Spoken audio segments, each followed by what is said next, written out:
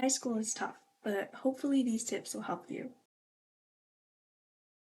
If you're watching this video, hello, I'm Victoria. I'm a rising senior in high school. I honestly can't believe it, but since I'm a rising senior, I thought I'd just open my camera and talk about some advice that I would give freshmen or even just underclassmen in general. And so I've compiled like a list of advice on my phone, and I'm basically just going to talk about them. And I've split them into a couple categories. So I have academics and work management, social life, extracurriculars, hobbies, and just some general reminders that I want to tell all of you youngsters. So let's start. Okay, we're going to start with the academics and work management section first. And the first thing I want to talk about is classes. My first piece of advice is to only choose the classes you are actually interested in. Like, you may be thinking of doing a class because it's difficult or because all of your friends are taking it. Um, if it doesn't interest you, don't take it. Don't waste your time on something you literally don't care about. Because something that colleges actually care about is showing your intellectual curiosity, showing where they lie. Like, what are you actually interested in? Like often schools offer electives, and I think this is a great time to explore some of those interests other than taking the core classes that you have to take. So, like for me, I'm not really a STEM girly, but I have to take STEM in school, so I'm doing those required science classes. But in the meantime, I'm also taking a lot of visual art electives just because I find it fun, honestly, and it's like a nice break from school. So, choose your schedule wisely, don't overload yourself. And that actually goes up to my next point, which is about honors and AP classes. And for this, I want to say remember that you don't have to take the hardest classes possible, especially if they don't align with what you want to do. I think one misconception I had throughout high school was the idea that I needed to have a full schedule. Like, I wasn't supposed to have any studies or any free blocks. That's obviously not true. Like, I had a lot of friends who had full schedules, and I thought I had FOMO. I thought I was missing out. But no, like, please make sure you have some time blocked in your schedule to just sit and maybe do some work or even like just take a break if you need to, because it's really not worth taking like 5 APs, speaking from experience. And my next piece of advice is to look for learning opportunities outside of school. And so this could be taking like college level classes if maybe your local community college does that, or it could be even something as simple as going online and looking for courses online. I think some websites offer free courses. Google has some cybersecurity one. And I know if you go onto something like MIT OpenCourseWare, they have a bunch of lessons there for you. And there are also things like Coursera where you can really self-teach yourself topics.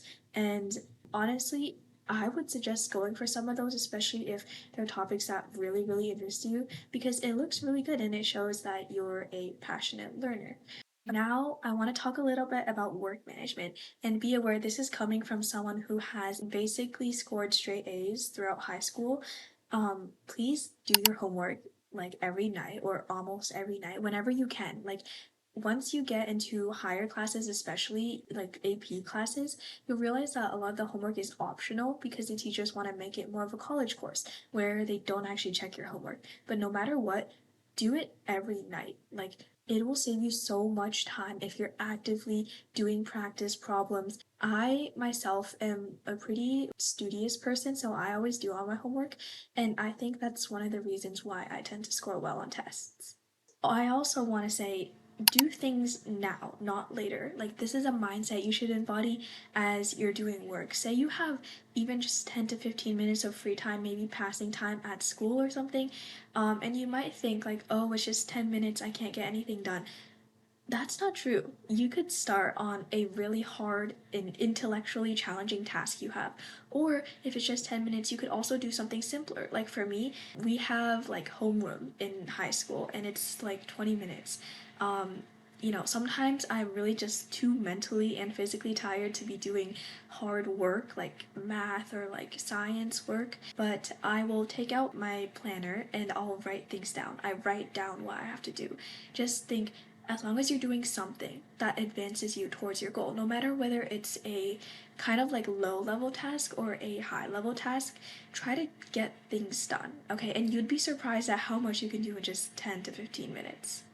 My last piece of advice for this section is please use some sort of planner. I use a physical planner where I write everything down I have to do in a day. I really like to take it day by day, but if you don't want to do a planner, you can also use Google Calendar. I've seen some people with really like pretty color-coded calendars and it's honestly amazing. I know other people who just use Google Docs and put everything on there, or they'll use Notion.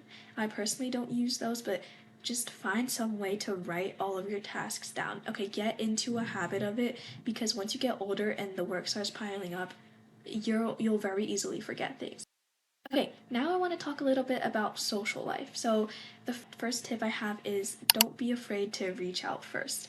And I'm pretty sure I did a video on that, which I'll link like here or there somewhere. But it's also partially inspired by this content creator I saw called Sheena Kim. Life is too short to be waiting for other people to come to you. And this is something that like I haven't even mastered yet as an introvert myself, but just don't be afraid to go and talk to new people because you never know when you'll make like a new best friend. And in fact, the don't be afraid to reach out first advice also goes for teachers. This is something that I personally regret not doing, okay, because in high school I never really tried to build relationships with my teachers, but I feel like it's such a good thing to do. First of all, because they're probably gonna write your rec letters for college if you plan on applying, but also just it's nice to like get to know teachers as people, and sometimes if they or their personality really clicks with yours, it's like nice to have a friend. Like they're not just your teacher, they're also someone who you can talk to and someone you trust. Okay, also, especially if you're looking to grow your social life a little bit, like do attend those big school events, okay? So I think a very good example is football games. I actually have never been to one. I'm planning to go to one this year, hopefully. It's such like a quintessential part of the high school experience. So definitely go, and it's a place you can talk to people as well. And go to school dances if your school has them. That's something I regret not doing at least once. Really, they're just places to like network and honestly just have fun and take a break from school. And my next piece of advice is find friends who have similar interests to you. And I'm saying this because growing up in a very STEM oriented town, I feel like I never really had people who were interested in economics, which is what I'm interested in. And sometimes the friends you have in middle school, their academic interests don't necessarily align with yours, and that's totally okay. You can still be friends with them. But it's also really nice to have some friends who are working towards the same goals that you are in life. Going to major in the same thing in college, hoping to work in a similar field in the far future, because talking about that together, it can be a really gratifying experience.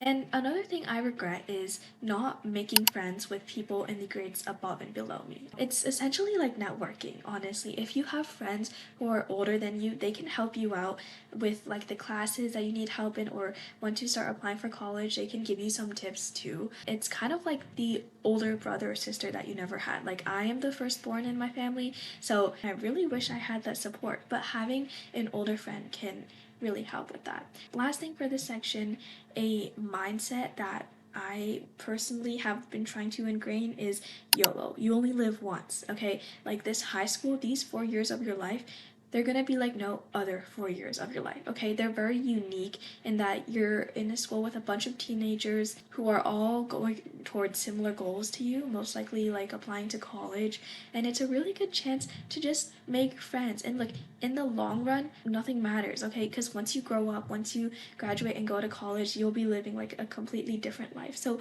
use these 4 years and try to live them to the fullest, okay? Experience all the things high school has to offer. Like don't get bogged down in the small things, okay? Like for me, like literally just today I was like coughing in class and I was really embarrassed, but then I realized like in the long run nobody cares, okay? Like we have a whole year ahead of us.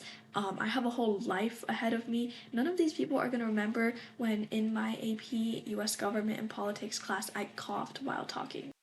Okay, Next, I have a couple tips for extracurriculars. The first one, as I'm sure you might have heard from some other people, is join clubs. Okay, like most schools, or at least my school, has some sort of activities fair where you're able to see all the student organizations that the school has, and really take your time and go through each one and sign up for anything that even remotely interests you, because it's okay if you drop out later, but you might not get another chance to join the club in the first place. So really like put your name down on all the clubs that you're even remotely interested, okay? Just to keep your pathways open and so that you can explore.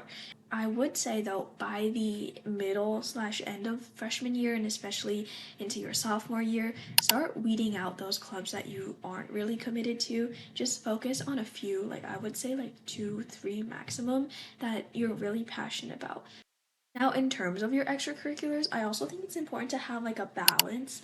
So this means, sometimes there'll be academic clubs at school. Join some of those, but also if there's some clubs that are doing fun stuff, like my school has like a crochet club, like join something fun, okay? And do a sport too. Stay active. The last tip I have is for those freshmen who are already thinking about getting internships or research or all of that stuff. That kind of comes later, more when you're like, I don't know, sophomore, junior year, but just if anyone is wondering. For this, I would really recommend, if you want a legitimate, like some sort of internship, utilize your network. Okay? Like I used to hate people who were Nepo babies and, who got in just because they knew people, but I realized it's not necessarily something you can control, and sometimes you have to work towards the network. Sometimes you have to actively keep pushing people, try to reach them, and honestly, if anything, let's just be grateful for the people we have, for the people your parents know, right? If your parents do know people in the fields you're interested in getting an internship or doing research in, like, don't be afraid to reach out, okay? That's the big reason people get these opportunities anyways. And it's just networking. Okay? Like reach out to your network, tap into that network. Okay, now to talk a little bit about hobbies. So, my first tip is during school breaks, try to find some new hobbies to do. Like, find some new things that you might find fun. And honestly, just try new things in general. Like, for me, I would spend some of my time paper quilling, which is like, paper quilling is this little craft. I would do origami. I would literally like make friendship bracelets just for fun because like it's just like doing something, and it's not something for show, it's just something for yourself. And I would also say block out time to do your hobbies, okay? Like maybe make it a regular thing. Every weekend you go on a walk or something. Make it something to look forward to, especially. I did a video kind of on this. It was more of a ramble, but I titled it The Joy of Little Things. I'll link it against one of these two corners. And it was about like just it's what the title is. It's like finding happiness in the little things in life. For me, recently, not that recently, it's been a while, but for me, it's been fashion and finding better ways to express myself through my clothing. Anyways, the point is, find some things that make you happy and you can block out time to do those things. And okay, last section. I just have a couple of general reminders for you. And the first one is you are still a child, okay? If you're an underclassman, you're like what, 14, 15? I say that as a 17-year-old who's not much older, I know, but trust me, like everyone older than you sees you as a little kid. And you know what? They're not wrong because you are a little kid. So don't feel the need to act like an adult when you aren't, okay? Like you're a teenager, act like a teenager. Go out and have fun. Your life does not have to be all academics. My second piece of advice is to spend time with your loved ones, okay? So whether this be your friends or family, doesn't matter, but take some time to talk about them, about your troubles or something. For me, I tend to be very open with my family about college applications, everything at school. I just like tell them everything, and I understand not everyone can do that with their parents, but find someone who you can talk to and make it a habit to talk to them regularly. Okay, like update them on your life. It's a really good way to get things off of your chest and also just to, again, like establish those relationships with other people. Make sure you aren't just lonely your entire 4 years of high school. Advice is to eat 3 meals a day, okay, or fuel yourself in whatever way necessary, but like don't forget to eat and don't try not to overeat, okay? Your physical health matters a lot, so just be eating those meals, okay? And don't worry too much about what you're eating. It's okay if you eat unhealthy sometimes. Just try to maintain like a relatively balanced diet.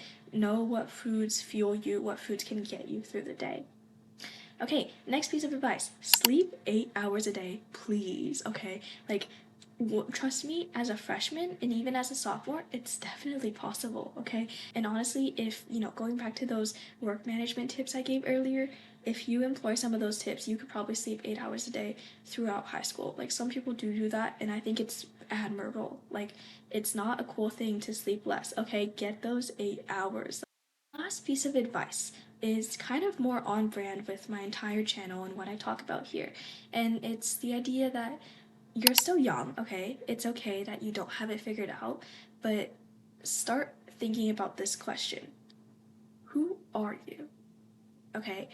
It's like a very vague, very general, broad question that I know is so difficult to ask. But high school is a really good time to start finding yourself, finding out your interests, your hobbies, what you genuinely like to do, what you could see yourself doing for the rest of your life or for a very long time. And if you can't answer that question, like again, it's totally okay, but start thinking about it, okay? Start making progress in your personal journey, because in the end it's not just about high school, it's about you and it's about you growing.